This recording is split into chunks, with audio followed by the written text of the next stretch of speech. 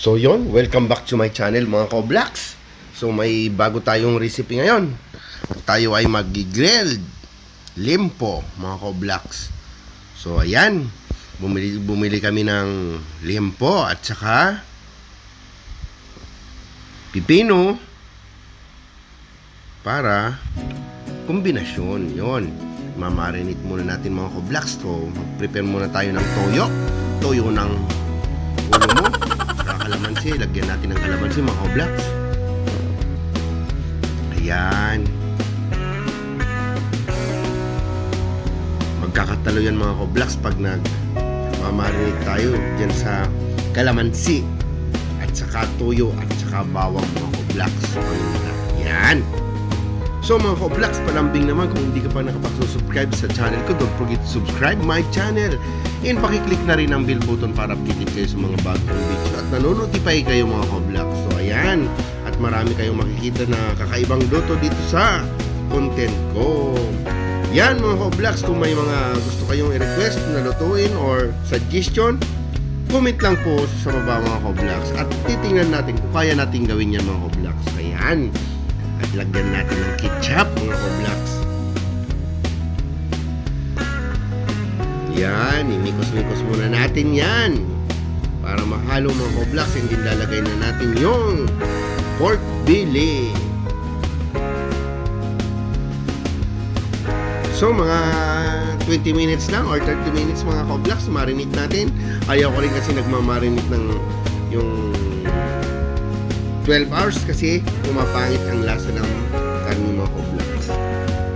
Kaya based sa experience ko mga Koblaks, ang pagmamarinate na 1 hour 30 minutes, it's okay. Di natin kailangan patagalin. Kasi pag pinapatagal mga Koblaks, kasi alam na experience ko kasi yung may occasion, di ba? Magmamarinate na ako ng gabi bago matulog. And then bukas titirahin. Naku, ibang lasa. Parang iwan basta. Mayroon akong something na di magandang lasa. At sinubukan ko naman yung on the spot mga Koblaks na nagmamarinate. Yun, masarap siya. Yan mga Koblaks. Halo-halo muna natin. Mas maganda rin mga Koblaks sa yung halong-halo kasi nandyan yung kombinasyon talaga ng mga ingredients mga Koblaks. So lagyan pa natin ng ketchup. Nakulangan tayo ng ketchup. Ketchup. Ayan mga Koblaks. Shoutout pala sa mga OFW, lalo na sa mga tropa ko dyan sa South Korea. And then shoutout din sa mga taga Bicol at saka sa Wikas Game Farm. Shoutout sa inyo mga Koblaks. At sa lahat ng mga Koblaks dyan sa Barangay Santa Maria, kung saan ako nagmula. Shoutout sa inyo mga taga Santa Maria, Iriga City. Ayun. Lagay na natin tong pork belly mga Koblaks. So yun, himas-himasin muna natin. Yan mga Koblaks. Himasin na natin ng kamay na may cutics. Kanina kasi mga Koblaks, nag-cutics ako ng kulay puti. Walang magawa. Ayan mga Koblaks, himasin muna natin ng himasin to mga Koblaks. Ayan, mahiwagang kuko na puti. Ayan mga Koblaks, at sasabihin na naman reveal. Ayan mga Koblaks, mukhang masarap to. Mapapalaban na naman ako nito mga Koblaks.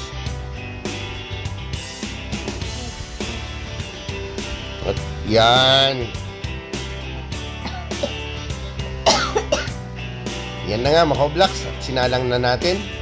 So ang ginamit natin mga Koblaks, yung sanggop salad. Pwede naman ito mga Koblaks.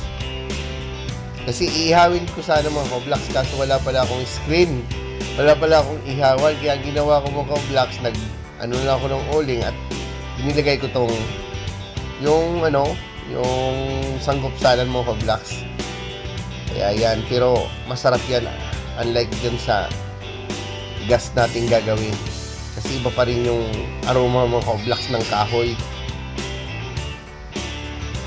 Yung aroma ng kahoy, yun, isa yan sa nagpapasarap mga ka-Oblax. Diba?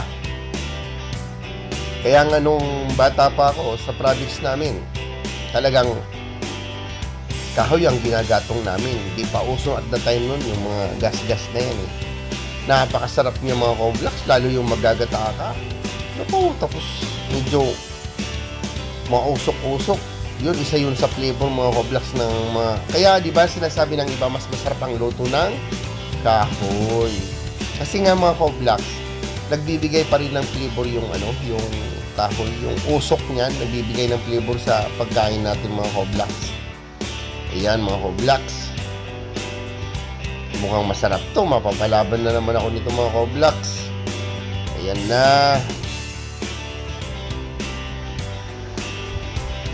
So mga ka-Oblax, kung bago ka lang mga ka-Oblax, palambing naman, don't forget to subscribe my channel mga ka-Oblax, and pakiclick na rin ang bell button para updated kayo sa mga bago kong upload na videos mga ka-Oblax. And then pasama na rin mga ka-Oblax yung FB page ko. Don't forget to follow my FB page mga ka-Oblax, and like and share and comment, and of course open po kayong mag-comment doon mga ka-Oblax. Kasi mga ka-Oblax, sa totoo lang, nakakapagod rin gumawa ng content, lalo kung ikaw lang mag-isa mga ka-Oblax. Kaya gusto ko suggest mga ka-Oblax para gawin natin tong maging maganda. Nandito na tayo mga ka-Oblax, di ba? Kaya mga ka-Oblax, salamat sa patuloy na pagsusuporta sa aking mountain channel mga ka-Oblax. Ayan, malapit na to.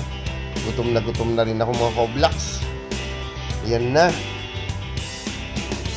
May kaunti na lang to mga ka-Oblax. Ready na to. At tayo kakain na mga ka-Oblax. At na-prepare na nga pala doon nung